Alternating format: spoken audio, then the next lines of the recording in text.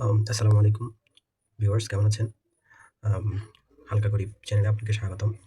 আজকে আমরা দেখব কিভাবে এই আপনার ল্যাপটপে হোয়াটসঅ্যাপটা আমরা ওপেন করব, ঠিক আছে? প্রথমে আমরা যেকোনো একটা ব্রাউজারে যাব। আমার এখানে আপনার ক্রোম ব্রাউজার আছে। আমি ক্রোম ব্রাউজারটা অন করে নিলাম। এরপরে যে এরকম হোয়াটসঅ্যাপ বা টাইপ করে নিব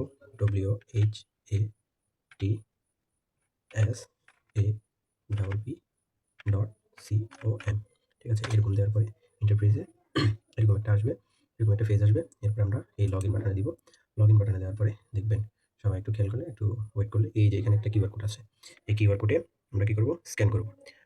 যেহেতু স্ক্যান করার প্রয়োজন, অতএব আমরা মোবাইলে চলে যাব। এটা আপনার যে মোবাইলে আছে সেই মোবাইলে চলে যাব। ঠিক আছে?